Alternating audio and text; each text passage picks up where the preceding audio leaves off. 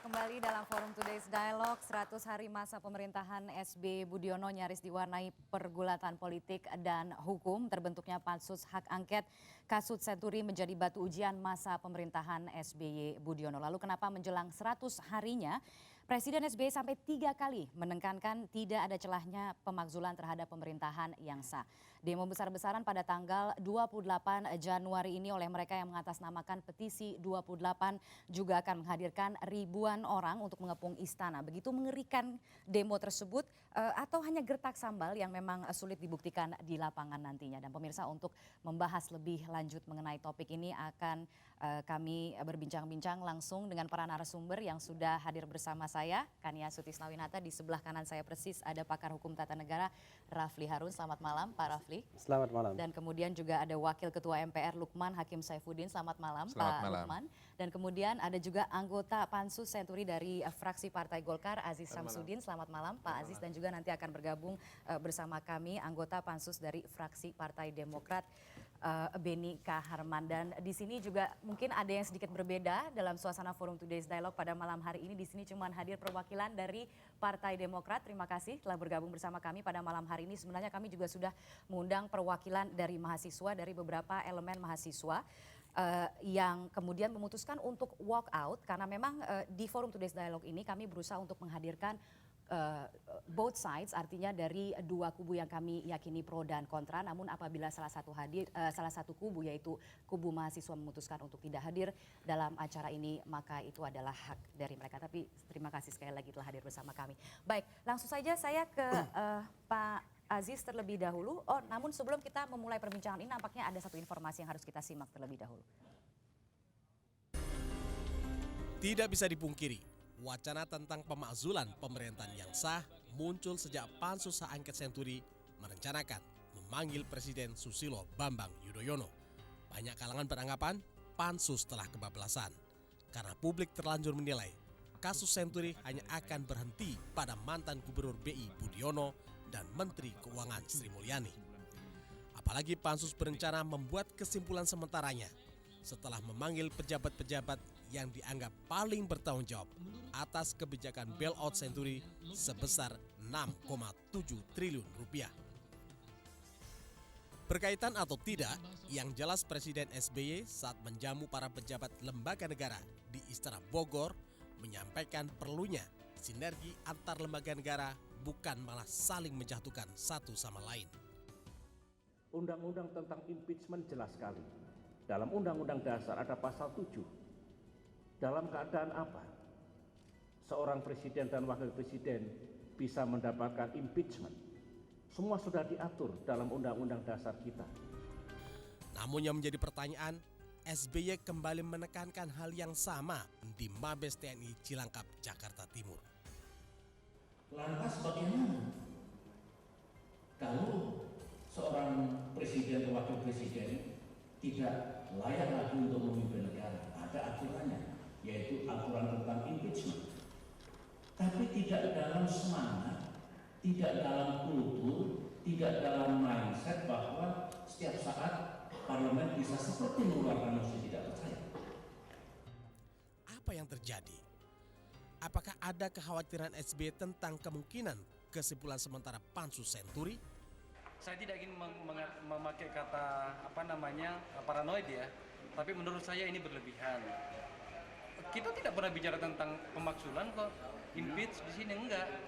Kita lagi memeriksa sesuatu, bahwa kemudian di ujungnya nantinya itu mungkin ada risiko-risiko yang harus dihadapi oleh penyelenggara negara, maka saya rasa itu biasa saja. Memang begitu kan negara hukum. Rekomendasi Pansus apapun nantinya memang menimbulkan pertanyaan publik. Sebagai lembaga politik, Pansus dipastikan rekomendasinya bernuansa politis. Kalaupun ada pelanggaran hukum atas kebijakan bailout Senturi, maka diserahkan ke lembaga penegak hukum. Kehadiran Pansus boleh jadi menghadirkan trauma politik. Sejarah mencatat, Abdurrahman Wahid alias Gus Dur lengser dari kursi presiden ketika Pansus Bulukit terus menekan secara politik. Sedangkan Presiden Soeharto jatuh setelah mobilisasi demonstran terus-menerus mendesaknya untuk mundur. People power menjadi ancaman Soeharto yang serius pada tahun 1998. Perlawanan terhadap SBY menjelang 100 hari masa pemerintahannya direncanakan memuncak pada 28 Januari mendatang. Demokrasi memberi ruang kepada siapapun menyampaikan pendapat. Namun mereka tidak bisa mengatasnamakan ratusan juta rakyat Indonesia. Ya, baiklah, langsung saja saya ke Pak Aziz. Kalau begitu Pak Aziz, tidak akhirnya diputuskan tidak ada kesimpulan sementara yang akan dihasilkan pada malam hari ini. Memang rencananya tidak ada. Dari awal memang tidak ada? Memang tidak ada. Oke, baik. Apakah ini memang apabila dikaitkan dengan pernyataan yang sampai 3 kali oleh Presiden SBY soal pemakzulan, bagaimana kemudian Anda memaknai pernyataan dari Presiden itu? Ya kalau bagi saya biasa saja ya. Pernyataan dari Presiden. 3 kali berturut-turut? Ya biasa saja. Dalam satu pekan? Boleh 4 kali, boleh 5 kali. Nggak ada Jadi masalah. tidak ada yang Nggak ada istimewa masalah. begitu? Karena tujuan pansus itu bukan untuk tujuan pemakzulan, bukan. Tujuan pansus itu mengungkap fakta hukum dan kebenaran yang kita cari. Jadi bisa dikatakan pernyataan Presiden itu berlebihan? Saya no comment itu, silakan Presiden sendiri yang mengartikulasikan hal-hal seperti itu.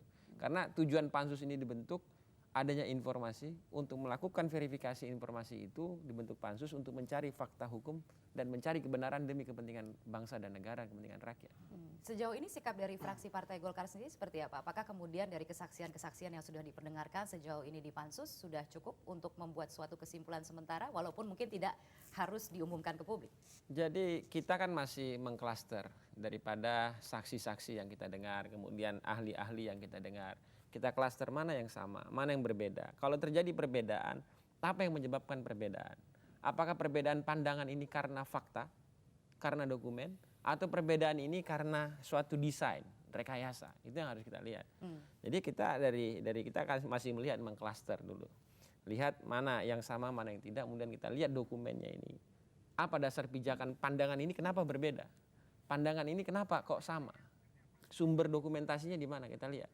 Nah nanti berdasarkan itu baru kita akan melakukan keterangan-keterangan itu dari staf ahli daripada pansus. Kita dengar, tadi kita dengar laporan-laporan dari notulensi daripada keterangan saksi, keterangan para ahli kita dengar. Untuk kita kumpulkan, apa kita cocokkan. Nah dari situ ada sekitar 70% dokumen yang belum terkolek.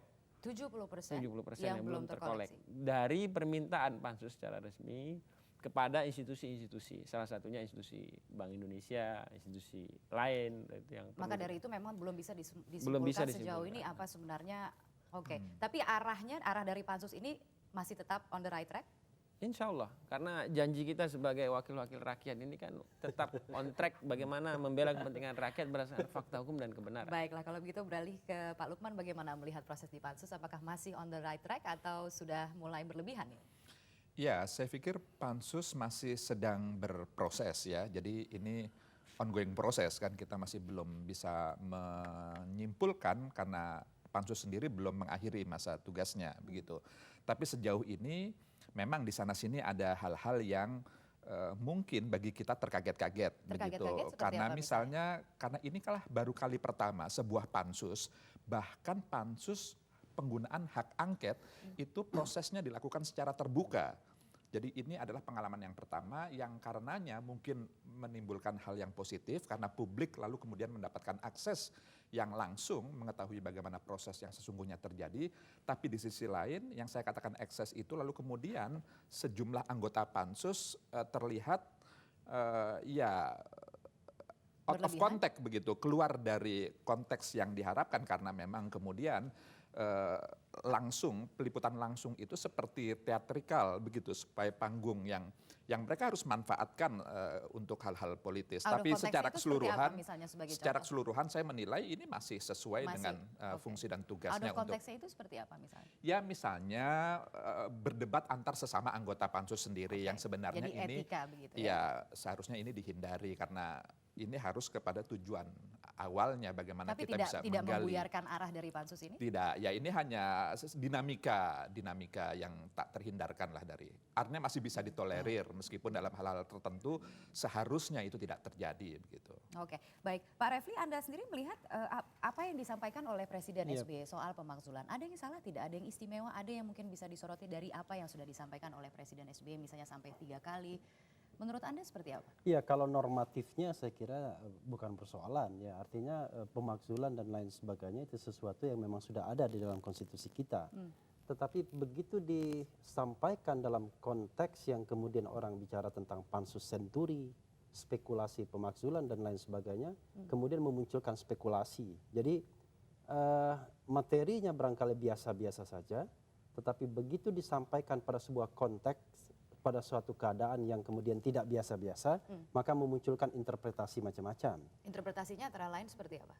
Barangkali ketakutan terhadap kemungkinan adanya impeachment, ujung dari proses Bank Senturi ini misalnya, atau Pansus Senturi ini. Walaupun kalau kita bisa bicara impeachment, prosesnya masih sangat panjang. Kalau perjalanan 100 km, pansus ini baru 20 atau bahkan 10 km untuk sampai pada ujung pemakzulan.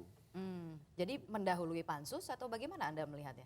Bukan mendahului barangkali, menghadang pansus barangkali. Menghadang pansus. Anda merasa dihadang tidak dengan pernyataan seperti itu? Pak Aziz bagaimana? Enggak, itu kita nggak merasa dihadang. Tidak merasa dihadang. Mungkin saya melihatnya dari sisi yang berbeda begini. Jadi bagaimanapun juga wacana yang berkembang di masyarakat adalah bahwa penggunaan hak angket dewan ini bisa bermuara kepada pemakzulan, begitu, dan itu juga terjadi di ruang-ruang diskusi dan lain sebagainya, begitu. Nah, mungkin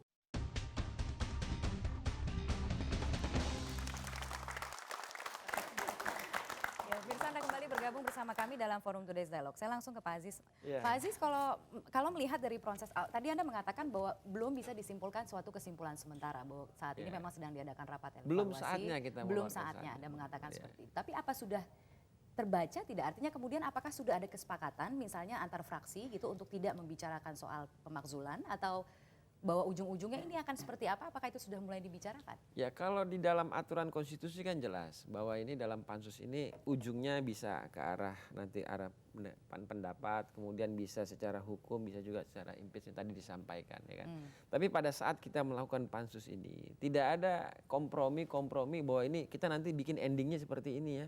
Itu kan sama saja kita by skenario. Berarti kita membohongi seluruh rakyat. Oke. Jadi kita pada saat masuk ke dalam pansus, kita sebagai anggota pansus, kita melihat aja fakta dulu. Kita buka semuanya fakta ini. Setelah fakta ini kita buka, kita lihat kebenaran itu yang di mana. Ini kan kita melakukan ini kan untuk kepentingan rakyat, Oke, baik. bukan Tapi untuk kalau- kepentingan bergening politik ya. Jangan. Ya mudah-mudahan tidak, Oh, Pak enggak, Aziz. bukan Yang kita harus harapkan jangan. adalah Tidak boleh. objektivitas dari Objektivitas masing-masing dari- fraksi. Karena ini Baik. demi bangsa dan negara. Objektivitas dari masing-masing fraksi ya adalah Dari penekanannya. masing-masing anggota, kemudian anggota itu melaporkan kepada fraksi mereka masing-masing. Saya melaporkan kepada fraksi Nah, saya. kalau secara pribadi Pak Aziz sendiri apakah ketika melihat kesaksian dari yang sudah disampaikan, yang sudah diundang ada banyak sekali. Tapi Iya. coba kalau kita isolir misalnya kesaksian dari Menkyu dan kemudian kesaksian dari mantan Gubernur Bank Indonesia, Iya. Wapres kita saat ini. Ada tidak pelanggaran yang sudah dilakukan sejauh ini? Dari Ya, kesaksian yang secara mereka hati berikan? kecil saya harus katakan ya, tapi secara etika sebagai anggota pansus itu tidak boleh keluar dari saya. Makanya Mbak, inilah tolong sabar. Biar nanti secara resmi pansus yang mengeluarkan. Ya. Tapi ada gitu ya? Oh ya ada, cuma kan saya etika kan harus saya pegang. Tapi kan kalau kita melihat ada pernyataan dari fraksi Partai Demokrat yang mengatakan hari ini ketua KSSK yang paling bertanggung jawab dari Oh itu fraksi kan dari silakan fraksi aja Golkar kalau atas fraksi pendapat atau Demokrat mau tidak? mengatakan begitu. Kalau saya sebagai anggota pansus saya jaga etika sebagai anggota pansus. Tidak boleh itu. Karena pernyataan resmi itu harus melalui pleno. Kalau masing-masing anggota melakukan ya silakan. Dia tidak memahami etika dalam sebagai anggota. Jadi seharusnya memang tidak dikeluarkan. Tapi kalau kita melihat dari rapat evaluasi yang terjadi saat ini, ada pernyataan dari tim ahli yang kemudian mengatakan bahwa yang paling bertanggung jawab satu adalah Bank Indonesia, dua adalah itu kan KSSK. pandangan tim ahli. Pandangan tim ahli untuk dibuka kepada seluruh anggota pansus. Nanti tinggal anggota pansus mencerna. Apakah pandangan tim ahli ini genuine atau tidak? Satu. Kedua, apakah berdasarkan fakta dan Genuine data? maksud Anda seperti apa? Oh, bisa Apakah saja kemudian kan. Ini berdasarkan kan sama-sama, kita semuanya menguji kebenaran. Nawaitunya kan semua diuji. Makanya kita lihat tim ahli ini bagaimana masukannya. Kemudian fakta, pada saat masukan tim ahli ini didukung tidak oleh fakta. Tadi diungkapkan bahwa masih 70% data yang belum. Berarti kan kita bilang, oke kita tunggu dulu dong 70% data seperti apa. Kalau memang tidak bisa diminta data, kita lihat kenapa dia tidak mau kasih. Kalau kebijakan bailout-nya sendiri, sikap dari fraksi Partai Golkar apakah bisa memahami atau tidak? Itu yang tadi saya sampaikan. Masalah paham atau tidak paham itu nanti dalam keputusan pansus tadi. Nanti akan resmi. Pandangan fraksi partai kita. Oke, baik. Kalau begitu beralih dulu ke Pak Refli. Pak Refli, boleh Iya.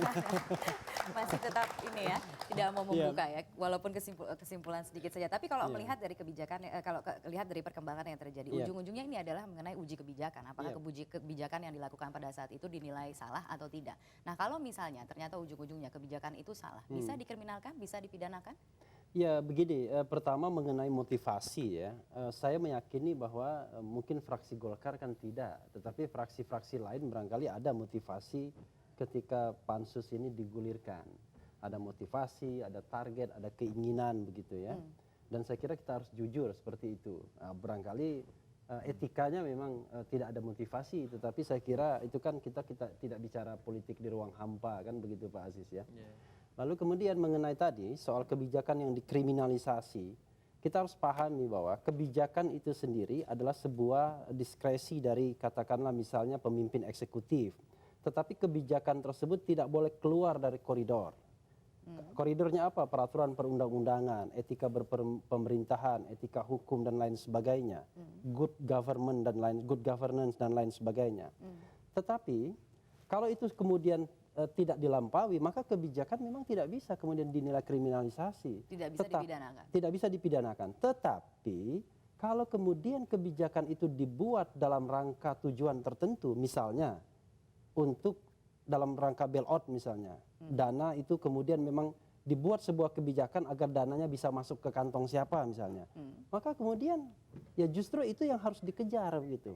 Jadi bagi saya misalnya bukan soal bailoutnya benar atau tidak. Bisa saja misalnya ketika saya jadi menteri misalnya, saya melakukan adjustment terhadap sebuah situasi ekonomi. Dan adjustment saya menyatakan harus A. Tapi ternyata ekonom lain bilang B. Kan itu kan bisa berbeda sudut pandang dalam menilai situasi. Berbeda sudut pandang Iya. berarti? Tidak berarti kemudian tidak ada yang salah dalam hal itu. Tetapi kemudian ketika berbeda sudut pandang A itu memang dipilih karena kemudian saya akan mendapatkan keuntungan atau saya bisa membuat orang lain kaya atau membuat Jadi partai ada lain unsur kaya. korupsinya. Nah, ada unsur-unsur pidananya, itulah yang seharusnya dikejar. Jadi kalau saya lihat misalnya perdebatan ekonom, seharusnya bailout tidak dilakukan atau dilakukan, saya kira saya berpikir nothing to do with that. Saya berpikir apakah kemudian memang ada unsur kriminalnya, ada unsur pidananya dalam bailout itu. Nah, itu yang menurut saya yang harus ditemukan. Dan yang sampai sejauh ini belum terungkap menurut Anda kalau melihat dari proses pansus yang berlangsung? Iya, karena orang ribut kemudian apakah kemudian kebijakan itu tepat atau tidak kemudian. Jadi bukan kebijakannya, kan kebijakannya yang sedang diuji. Makanya saya lihat apakah dari dibalik kebijakan tersebut ada pelanggaran hukumnya. Kan yang namanya pansus angket ini. Kalau pelanggaran undang-undang, apakah itu termasuk pelanggaran hukum? Iya dong. Iya. Hukum kan Dan lebih bisa, luas daripada undang-undang. Pelanggaran hukum itu tidak hanya pelanggaran undang-undang, tapi pelanggaran hukum itu adalah pelanggaran misalnya etika berpemerintahan. dan itu bisa membuat kebijakan itu dinilai salah? Bisa saja, tetapi kalau misalnya katakanlah misalnya begini, kebijakan bailout itu kemudian dikatakan salah, keliru, menurut penilaian situasi pada waktu itu, oke, salah. Berarti Anda melakukan unprofessional conduct. Sebuah tindakan yang tidak profesional. Iya. Tapi tidak berarti kemudian ada unsur pidananya. Kalau unsur pidananya tidak ditemukan, lain persoalan. Maka kemudian Jadi harus barangkali ada unsur pidananya, begitu iya, Anda mengatakan. ada unsur kejahatan Jadi di sana. pertanggungjawabannya pun juga proporsional begitu. Proporsional dan individual. Oke, baik Pak Lukman. Satu bisa saya tambahkan. Kalau kebijakan itu tentu common responsibility. Presiden yang harus bertanggung jawab kebijakan. Kalau kebijakan. Tetapi kalau kalau kriminal, kalau korupsi dan lain sebagainya, kita lihat individual responsibility. Oke, Siapa yang baik. terlibat, dia harus yang kena. Oke, baik. Pak Lukman bagaimana pendapat? Ya, yang perlu difahami terlebih dahulu adalah pintu masuk impeachment atau pemakzulan itu apa. Nah, konstitusi kita itu sebenarnya telah menegaskan itu sangat limitatif, terbatas saja, hanya 5 saja. Yaitu kalau presiden dan wakil presiden terbukti melakukan pengkhianatan terhadap negara. Lalu yang kedua korupsi, yang ketiga suap. Yang keempat melakukan tindak pidana berat lainnya. Lalu yang kelima melakukan perbuatan tercela. Ditambah satu lagi kalau tidak memenuhi syarat sebagai presiden dan wakil presiden. Itu adalah kondisi Jadi hanya ini saja. Itulah yang tadi dikatakan oleh Bung Refli, harus terbukti dulu tindak pidana yang 5 ini minimal gitu. Salah satunya terbukti atau tidak. Nah, oleh karenanya menurut Yang terjadi di saya pansus saat ini apakah sudah yang terjadi di pansus sekarang ini untuk menyatakan adanya dugaan apakah angket ini bisa memberikan kesimpulan adanya dugaan bahwa presiden telah melanggar hukum dalam bentuk yang 5 tadi itu, salah satu presiden dan atau wakil presiden. Nah, kalau ada dugaan itu, maka ini tidak bisa begitu saja lalu dibawa ke MK. Harus ini ditingkatkan menjadi pendapat DPR. Oleh karenanya DPR harus menggunakan hak menyatakan pendapat. Begitu ya. Nah, oleh karenanya di sini selain memperdebatkan dari sisi hukum, apakah ini terbukti bersalah atau tidak, melanggar hukum atau tidak, juga yang harus dilihat adalah realitas politiknya. Nah, disinilah yang saya mengatakan bahwa pemakzulan itu seperti mimpi di siang bolong kalau menurut saya gitu untuk konteks sekarang ini. Oke, akan kita bahas mengenai itu karena realitas politiknya sulit sekali. Oke, baik, akan kita minta pendapat dari Pak Aziz sesaat lagi. Pemirsa tetaplah bersama kami. Forum Today's Dialogue akan segera kembali.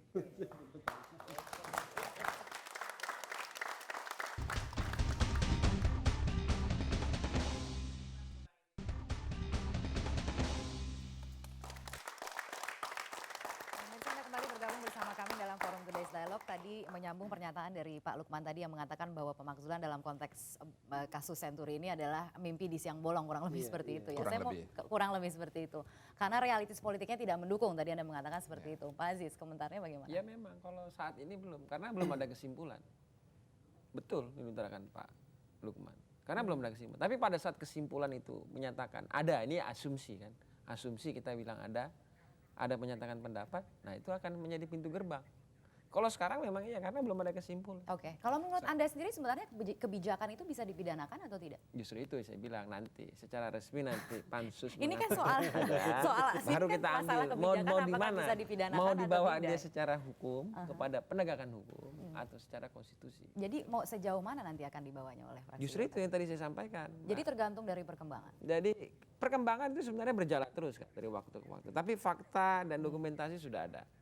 Tapi secara resmi dan menjaga etika kita sebagai anggota pansus itu kan harus diplenokan. Nanti di dalam pleno itu pandangan-pandangan yang berbeda itu seperti apa kita perdebatkan. Ada kemudian suara yang menyatakan dari salah satu fraksi di DPR, fraksi PP3 tepatnya, yang mengatakan bahwa untuk saat ini fraksi yang menguasai pansus saat ini adalah fraksi Demokrat dan juga fraksi Partai Golkar yang kemudian bisa menentukan arah dari pansus ini. Enggak. Tidak seperti itu. Tidak. Jadi itu tidak kan tidak tergantung dengan deal-deal yang disepakati begitu antara Partai Demokrat dan Partai Golkar. Mungkin Pak Lukman P3 ada deal, saya nggak tahu. Jadi Pak Lukman, yang betul memang perlu diperjelas, maksud saya realitas politik yang kurang mendukung itu, karena begini, konstitusi kita sebenarnya sudah mendesain bahwa sistem pemerintahan kita ini presidensial, gitu, di mana masa jabatan presiden itu fixed term, berjangka waktu tetap. Kalau 5 tahun ya 5 tahun. Jadi dia hanya bisa diganggu atau diberhentikan di tengah jalan hanya kalau betul-betul terbukti melakukan pelanggaran hukum yang limitatif tadi itu. Gitu. Nah, itu ketentuannya. Nah, dalam konteks realitas politik, katakanlah sekarang pansus angket menyatakan presiden atau wakil presiden terbukti bersalah. Itu kan harus ditingkatkan dengan penggunaan hak menyatakan pendapat. Nah, untuk menggunakan hak menyatakan pendapat itu harus diputuskan dalam sidang paripurna Dewan yang sekurang-kurangnya dihadiri 3/4 dari total anggota Dewan. Nah, anggota Dewan itu ada 560. 3/4 itu artinya 420. Nah, artinya ada 140 orang saja anggota Dewan yang katakanlah tidak setuju dengan penggunaan hak menyatakan pendapat, lalu tidak hadir, memboikot, maka tidak akan pernah terjadi penggunaan hak menyatakan pendapat itu. Nah, realitas politiknya sekarang fraksi Demokrat itu 148. Melebihi dari 140. Itu yang saya katakan dalam kondisi normal kan nggak mungkin Partai Demokrat menyetujui. Sebenarnya kami juga tadi mengundang perwakilan dari Partai Demokrat, tapi realitas politiknya kecil sekali. Kecuali ada kejadian yang luar biasa. Bisa saya tambahkan sedikit. Tergantung target impeachment-nya siapa kan begitu. Kita bicara bahwa ada dua. Ya kan? Kalau tidak salah dulu ada wacana untuk pemanggilan presiden. Saya akan tanyakan dulu ke Pak Aziz. Bagaimana dengan rencana itu? Apakah masih akan tetap dilakukan itu kan atau dari tidak? Masing-masing anggota. Dari masing-masing. Dari fraksi sendiri bagaimana? Fraksi kita lihatlah komunitas daripada kebutuhannya atau tidak. Kalau memang masih dibutuhkan kita akan panggil. Tapi pada saat itu dalam rapat di internal memang ada yang mengatakan ingin memanggil presiden. Tapi belum terjadi kesepakatan pemanggilan. Belum terjadi apa Belum pada terjadi. waktu itu memang apa urgensinya untuk menghadirkan presiden? Apakah disampaikan juga oleh yang Ya bersangkutan? mengenai SMS Ibu Menteri Keuangan ya kan. Jadi perlu ada klarifikasi apakah Ya. memang ada komunikasi antara presiden dengan Persis, Menkyu dan itu tidak merasa perlu untuk diklarifikasi oleh Pansus atau bagaimana? Kayaknya Ya kurang agak sedikit lebih yang melempem tadi nih sekarang disampaikan nih, oleh Aziz. Pak Lukman tadi kan. Apa tuh? Pada saat demokrasi ini ditentukan oleh suara terbanyak, pada saat quorum itu menentukan, nah itu juga sebagai proses pembelajaran kepada seluruh rakyat. Tapi paling tidak kita pada saat membuat pansus ini kita tidak membuat target. Target apa misalnya siapa enggak. Kita lihat alur berjalan itu, air mengalir. Kalau memang faktanya kuat, kita akan memberikan rekomendasi. Kalau memang secara konstitusi dan kita paham secara konstitusinya 3/4 dari quorum 3/4 harus menyetujui.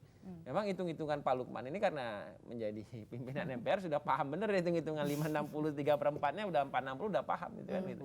Dan kita juga udah menghitung itu.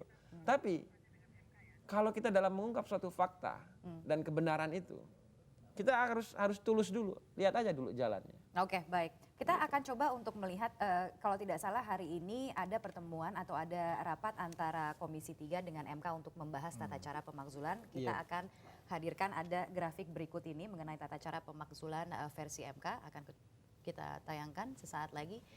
Dan berikut ini adalah peraturan MK nomor 21 tahun 2009 tentang pemakzulan presiden dan atau wakil presiden. Di sini pasal 3 ayat 3 disebutkan DPR wajib menguraikan dengan jelas dalam permohonannya mengenai dugaan presiden dan atau wakil presiden tidak lagi memenuhi syarat sebagai presiden dan atau wakil presiden berdasarkan Undang-Undang Dasar 1945.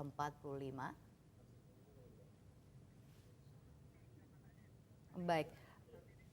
Oke, Pak Aziz tadi ikut rapat Ya, konsultasi di tersebut. MK. Apa sebenarnya yang akhirnya tercapai dalam rapat tersebut? Kita kan rapat dengan Mahkamah Konstitusi itu sifatnya konsultasi. Jadi bukan untuk? rapat kerja sifatnya. Jadi kita hanya meminta keterangan, kemudian keterangan itu persis yang tadi ditayangkan. Syarat-syarat itu diberi keterangan itu.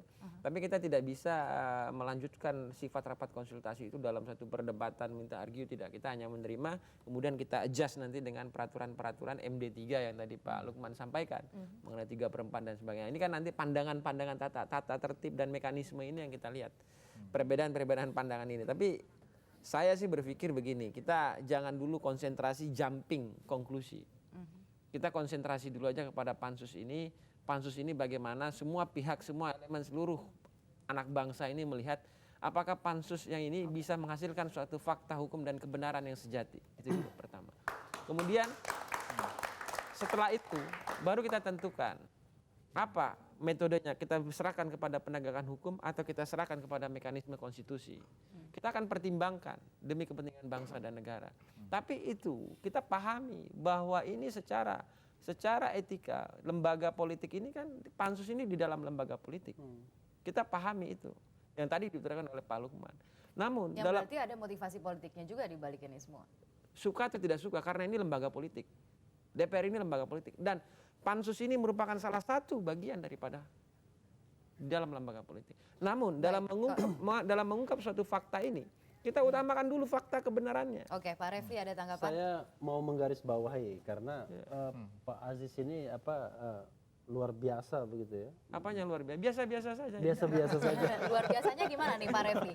Maksudnya Mungkin luar biasa biasa. Paham keluar betul gitu. begitu. Iya, Apa paham yang betul bagaimana melihat untuk Realitas politiknya. realitas, kemudian bagaimana mengeluarkan statement begitu. Seolah-olah Pak Refli pansus juga itu yang Sudah bersiap-siap? diskusi seolah-olah pansus itu kohesivitas pansus itu terjaga begitu. Sejak awal kan kita tahu bahwa ada fraksi yang berbeda kepentingan dan itu saya kira bukan lagi 90 derajat tapi mungkin 180 derajat. Publik tahu kalau kita bicara dengan fraksi Partai Demokrat pasti arahnya kemana dan fraksi Partai Demokrasi Indonesia Perjuangan pasti arahnya kemana. Nah, untungnya kita dapat tamu Pak Aziz yang berasal dari fraksi Partai Golkar yang bisa melambai ke kanan, bisa melambai ke kiri. Kan Kita tidak melambai. Kita tegak lurus fakta hukum. Makanya dari awal saya sampaikan, Dan satu kita lagi. tidak Ruangnya melambaikan sekarang ini, tidak melambai ke arah melambaikan. mana nih, Pak Kita Refli? tegak lurus. Kalau faktanya itu begitu, kita akan lakukan itu. Dan satu lagi di dalam partai Golkar itu ada yang namanya softliner, ya kan, ada hardliner. Nah, kalau yang dihadirkan Bambang Susatyo di sini, saya kira ngomongannya beda pasti. kurang lebih Gitu sama. ya. Itu Kurang yang lebih dikatakan sama bahwa itu ini. adalah sikap dari masing-masing anggota Jadi mungkin saja memang berbeda. saya merasa bahwa yang namanya pluralitas di pansus itu memang sebuah Justru saya datang ke sini udah konsultasi, izin sama Pak Bambang. Iya. Izin Pak Bambang, saya, oh ya boleh silakan. realitas yang tidak bisa dihindari Oke. kan. Karena itu kemudian kita akan lihat ya. Oke. Makanya saya bilang kalau misalnya ada pejabat mana yang di-impeach.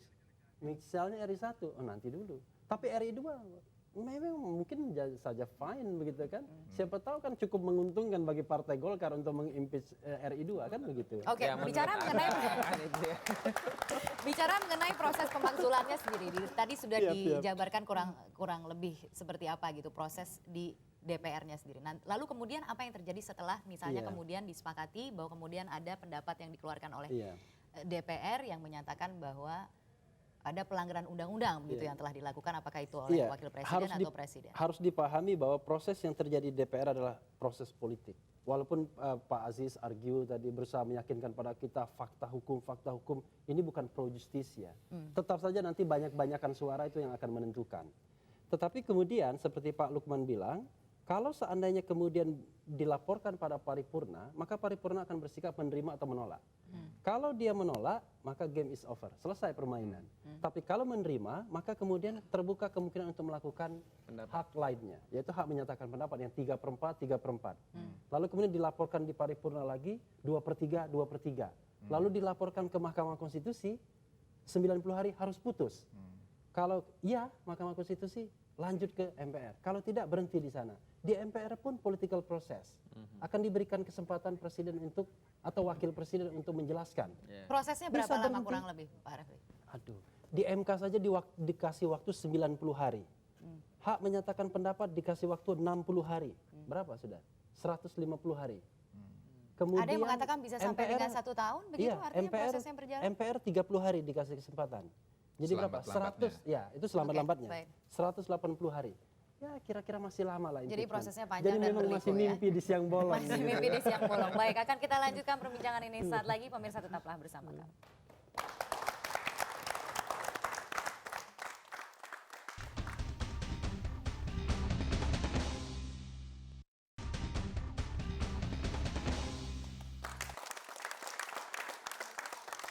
Anda kembali bergabung bersama kami dalam Forum Today's Dialogue. Nah, ada satu sebenarnya yang juga tidak bisa kita tidak bisa dipungkiri begitu ya, bahwa kemudian ada kenyataan, ada gerakan-gerakan di lapangan begitu yang menyuarakan pendapat-pendapat tertentu. Ada yang menyatakan bahwa Wapres harus mundur, Presiden harus mundur, Menkyu harus mundur.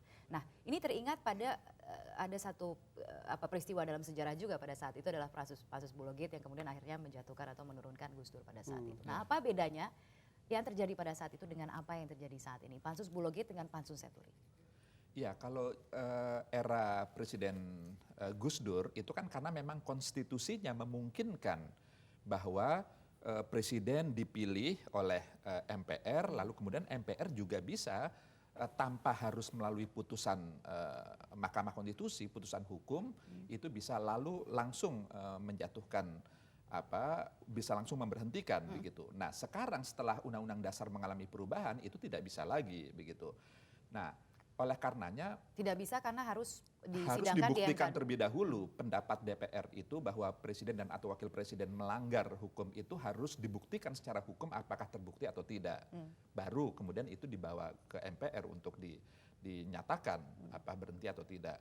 Nah, terlepas dari itu menurut saya yang harus juga dikritisi, dicermati adalah gerakan apa tadi yang disebut-sebut people power atau apa begitu. Kalau memang motivasinya itu murni gerakan moral, menurut saya maka seyogyanya tidak lalu kemudian tuntutannya adalah mundur. Karena tuntutan mundur itu politis. Bagaimanapun juga presiden ini dipilih oleh seluruh rakyat Indonesia secara langsung dan dia secara mayoritas dipilih begitu. Nah, oleh karenanya kalau kemudian dituntut untuk mundur dengan gerakan people power, menurut saya ini inkonstitusional dan ini tidak sehat Jadi menjurus ke dalam makar, proses bisa dikatakan demokratisasi yang seperti kita itu ya? ingin bangun begitu.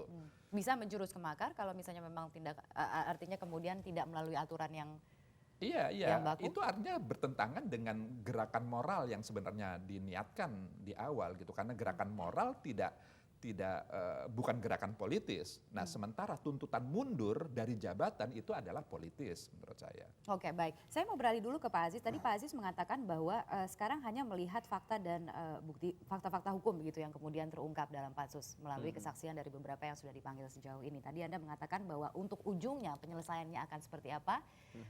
Apakah kemudian akan diserahkan ke hukum? Apakah kemudian ada penyelesaian secara politis? Apa bedanya sih sebenarnya kemudian? Tadi secara politis konstitusi tadi yang diutarakan oleh Pak Lukman Hakim, yaitu secara hukum nanti diserahkan kepada institusi penegak hukum, bisa KPK, bisa polisi, bisa jaksa. Tapi kan sekarang yang melakukan proses penyelidikan, proses pro justisia ini kan sekarang KPK, institusi KPK. Oke. Dan kita sudah rapat di Komisi 3 dengan sudah rapat Dan dengan sekarang pun juga KPK, kan sedang berjalan ya saat proses ini. itu. Nah, tinggal artinya kemudian akan diselesaikan secara politis? Yang sedang tergantung berlangsung saat makanya. Ini kan kalau penyelesaian terhadap presiden dan wakil presiden, secara konstitusi dia tidak bisa diselesaikan secara hukum. Dia harus diselesaikan secara konstitusi. Yang tadi Pak Lukman sampaikan, Oke, saya tidak baik. perlu. Tapi kalau untuk di bawahnya itu penyelesaiannya bisa secara hukum. Oke, baik. Akan kita lanjutkan perbincangan ini. Saat lagi pemirsa tetaplah bersama kami.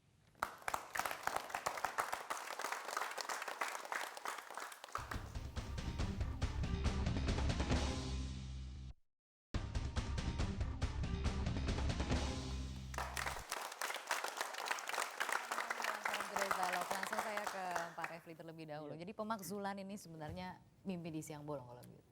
Iya, itu kan istilahnya Pak Lukman, mimpi di siang bolong kan. Jadi belum tentu Anda melihat Saya kira mimpi itu enak di malam hari gitu, saya kira, gitu ya. Tetapi masa begini, depan dari pansus ini, Anda melihatnya seperti apa? bayangan saya ya, ini Pak Aziz, saya kalau boleh meramal gitu, pasti ada 1-2 pejabat yang ditunjuk. Tapi bayangan saya barangkali Ditunjuk dalam arti harus bertanggung jawab. mungkin ya, tetapi barangkali tidak sampai ke the top one, ya kan? Bisa saja orang nomor 2, orang nomor 3 dan lain sebagainya. Karena kalau tidak, masyarakat akan bertanya, ngapain kita disandra 3 bulan lebih oleh sebuah proses yang namanya pansus senturi dan tiba-tiba ujungnya anti klimaks, kan begitu. Nah, saya kira Dan juga unsur pidananya itu harus dibuktikan apakah iya, memang ada atau karena tidak. itu misalnya kalau misalnya ada pejabat yang mungkin ditunjuk nantinya, ya kita lihat nanti mungkin ada rekomendasi politik berupa pemberhentian oleh pejabat yang mengangkatnya, tapi bisa juga ada rekomendasi hukum berupa penyelidikan dan penyidikan tindak pidananya. Nah, saya kira arahnya ke sana. Tetapi begini, sebenarnya kan kita harus melihat ini bahwa kalau memang ada apa-apa, ya silakan buka ke publik gitu. Tapi kalau tidak ada apa-apa, ya buka juga ke publik. Jadi jangan dibalik-balik itu, kalau menurut saya. Baik. Kasihan kan kita publik ini kemudian Tersandra kena begitu ya politiking dengan oleh drama pansus Senturi senturi ini. gitu. Baik, Gitu. Pak Lukman bagaimana melihat? Ya, kalau menurut saya memang kalau saya bisa berharap kepada pansus hak angket ini adalah bahwa yang berkaitan dengan impeachment, pemakzulan itu di ini saja dulu. Jangan ke sana begitu. Anda Karena melihatnya itu akan berujung pada pemakzulan atau tidak? iya, Apakah karena itu secara- masih terlalu jauh dan itu saya khawatir justru out of context. Kan sebenarnya hak angket ini dibuat oleh Dewan dalam rangka ingin menggali adakah tindak pidana dalam kebijakan yang dikeluarkan ini. Nah, itu saja menurut saya yang supaya tidak menjadi presiden di kemudian hari begitu. Nah, oleh karenanya arahnya harus fokus ke sana, harus dibuktikan adakah tindakan-tindakan yang itu bisa dinyatakan sebagai pelanggaran hukum. Ini akan sangat bermanfaat bagi aparat penegak hukum kita, KPK misalnya, untuk menindaklanjuti temuan-temuan hak angket, karena bagaimanapun ini kan proses penyelidikan yang harus ditingkatkan ke penyidikan dan seterusnya penuntutan, sehingga kemudian ini tidak menjadi presiden. Bagaimanapun juga Dewan ini kan tidak bisa melakukan pro justisia tadi itu. Jadi oleh karenanya ya tadi itu harus dibuktikan tindak pidananya dulu. Kemudian nanti mereka-mereka yang memang terbukti ya harus betul-betul mendapatkan sanksi yang seberat-beratnya gitu. Pak Aziz bagaimana nih? Ya, yang pasti masalah buka atau tidak buka ke publik. Dari awal pansus ini udah kita buka ke publik, semuanya bisa lihat. Cuma jangan memaksakan suatu kehendak, jangan memaksakan suatu untuk mengambil suatu kesimpulan dulu, jangan. Kita berkomitmen bahwa kesimpulan itu nantilah setelah pleno kita lakukan bersama-sama. Jadi situasi ini biar mengalir secara air begitu loh. Nah kemudian. Tapi artinya tidak akan dipaksakan kalau memang tidak ditemukan bukti-bukti Oh iya, yang kalau kuat. faktanya kuat kita akan jalan. Kalau faktanya tidak kuat kita akan melakukan ini tidak ada masalah. Tapi sejauh ini kan kita akan melihat fakta-fakta ini gitu loh. Nah makanya di dalam ini, dalam mencari dugaan tindak pidana yang tadi Pak Lukman sampaikan, ada misalnya pelanggaran hukum, ada korupsi, ada suap dan lain sebagainya, kita akan tunggu kan data-data ini. Karena masih 70% dokumen yang belum kita terima. Dan aliran dana kan juga belum digali. Aliran dana juga belum digali. Gimana PPATK? Habis PPATK mungkin sibuk di Satgas Mafia ini dia. Oke, Jadi juga baik. kurang. Tapi 70 tapi tidak bisa dibayangkan bahwa kita satu sudah catatan, pelanggaran hukum itu bisa ada unsur pidananya, Ada, bisa tidak, bisa ya? tidak. Karena bisa saja pelanggaran hukum itu pelanggaran hukum administrasi Betul, saja. iya. Jadi artinya secara hukum administrasi dia tidak Jadi memenuhi kalau standar, misalnya- tapi tindak pidananya tidak ada. Ya. Tapi bisa juga pelanggaran hukum dan plus tindak Nah, pidana. pertanggungjawabannya itu nanti tergantung dari pansus kalau begitu. Pertanggungjawabannya nanti saya kira pansus akan Dengan merekomendasikan. aturan undang-undang yang Iya. ada gitu. Dengan aturan Arahnya undang-undang yang kemana ada. nanti saya kira pansus yang akan lebih bijaksana seperti Pak Aziz kan bijaksana. Baiklah, baiklah. Ya, terima kasih telah hadir bersama Terima kami. kasih. Kita harus sudahi dulu perbincangan kita pada malam hari ini dan juga kepada audiens yang telah hadir bersama kami pada malam hari ini. Pemirsa demikianlah Forum Today's Dialogue. Saya Kania.